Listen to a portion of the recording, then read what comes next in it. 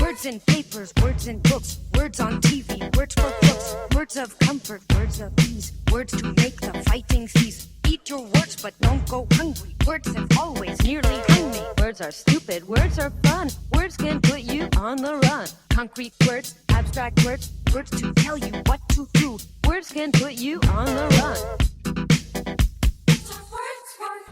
Trust, revocable trust, irrevocable trust. I want to talk about it. I'm pretty passionate about this because there's been some personal things that took place in my family, and I had to step in and assist my mother, and it really bothered me to even have to step in with family members and have to deal with my aunties and uncles. But to give you a little bit of background, November 5th, 2022, my grandfather, a great man, after he lived 100 years, and he passes away. And you know, I honor this man. My grandfather meant everything to me, but one thing, that he was a really meticulous person, really well organized, and he went out and even got some of the best trust attorneys within Los Angeles County. So he goes ahead and he puts together this entire trust. He gives specific instructions. He lays out exactly what everybody's required to do. He has the oldest daughter and the youngest daughter, where he allows both of them to be co-trustees, and he relied upon them to disperse everything like it was required to do so. So once he passes, within 15 days, one of the trustees is writing herself a $15,000 check, okay, to do various dental work. Now, this dental work is nowhere defined in the trust. And then once the accounting is seen by my mother, and we start to ask, or my mother starts to ask questions about that, all of a sudden they start to shut down. They don't want to talk about where this money went. $60,000 in expenses to fix the house, they say, after my grandfather had already passed. They don't give any form of accounting for the property. There's all kind of furniture, tools, everything that's in the property, but they give absolutely no form of accounting for it. They won't provide the accounting when my mom requested. So my mom eventually asked me, could I step in and assist her with the matter? And I did some research, and I found out I could act as what they call an attorney in fact. So I stepped in and acted as an attorney in fact for her, and it required her, she filled out a power of attorney. I took the power of attorney and then presented that to my aunties and all of them, and that allows me to step in and handle her affairs for her, to act on her behalf. And that's what she asked me to do. So as soon as I stepped in and started to ask to have meetings and to meet with the trustees, because I was trying to get to the bottom of the matter of what was going on with the spending of the funds, the trustees start shutting me down. They keep hanging up the phone, and they say this is bullshit, and they don't want to talk about it. And so everything is done at that point. Everything's done in writing. Then they start playing the victims and saying that, I'm being a bully. I'm not being a bully to any extent.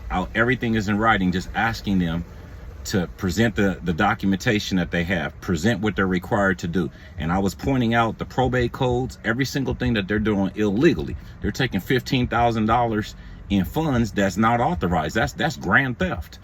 So even embezzlement of funds. And I was pointing this out to these individuals, but instead they try to play the victim's role. So what ultimately happens is, once, everything gets settled, all the property, even they decide to sell my grandfather's home. Once all of that gets done, now there's a pot of money that's left over for all the beneficiaries. And the trust clearly defines on how it's supposed to be split. So what happens is, they have to give a final accounting. So back on around May 23rd, 2024, the trustees then send out to my mother, and they actually sent it to me because I was her attorney in fact. They send this accounting to me, and it's missing everything. The accounting doesn't line up. They have all these law firms that they've been paying. The numbers don't even line up. They have a CPA. The numbers are different. There's a Schedule A and B, and the Schedule A and B don't match. The numbers are all different. So I'm pointing to all of this. I'm pointing that all the property in the house is not included in the accounting.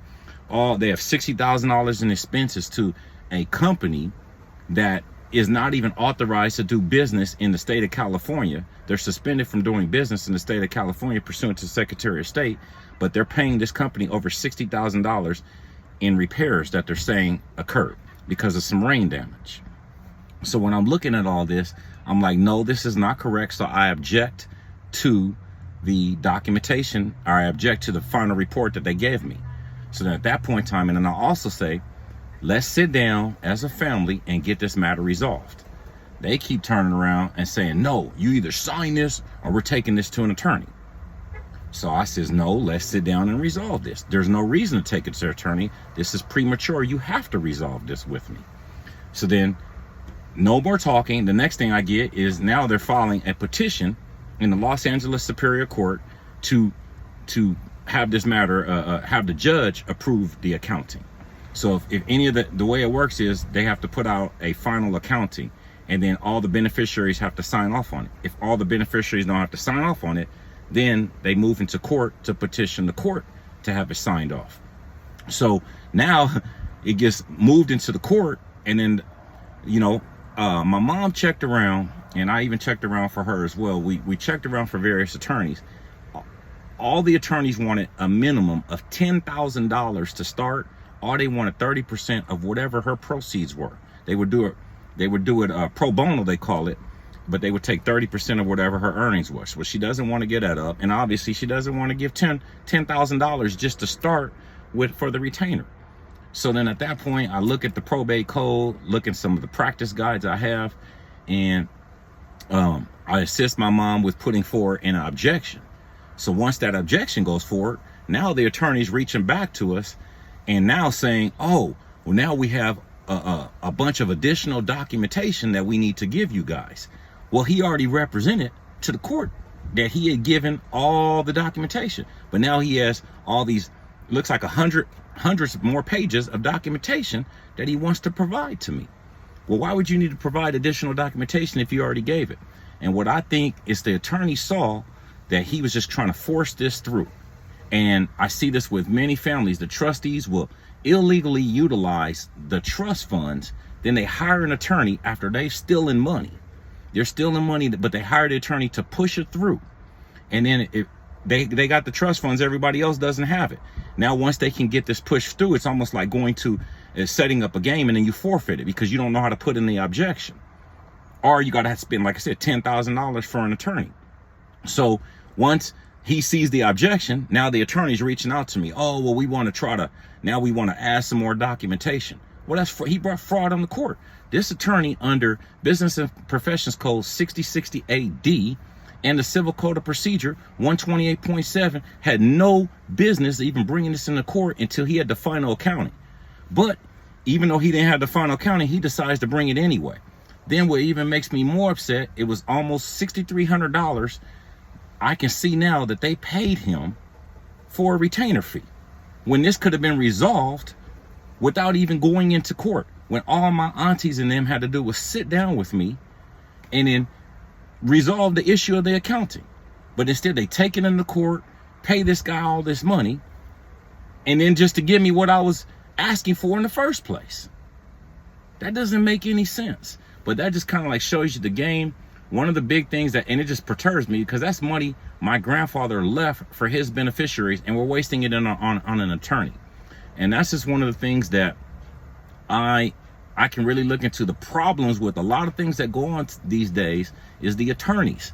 The attorneys are doing things because they have a special skill, special training, special knowledge, and they're trying to push things through court to get rulings on individuals when there was no reason for him to do that. This attorney is acting in total fraud, and it makes me upset. But like, knowledge is power, and I'm just thankful that I had enough knowledge to be able to assist my mom to putting forward those objections, so even these attorneys can't just run her over. So tomorrow morning at 8:30 is the hearing. I'll be joining my mom. You know, I will be going on telephonically, but I'll be joining my mom telephonically tomorrow, and I'll keep everybody, you know, I'll give updates on how the hearing goes. I'll be back tomorrow to talk about how this hearing goes down. So like and subscribe, and I'll see you in the next video.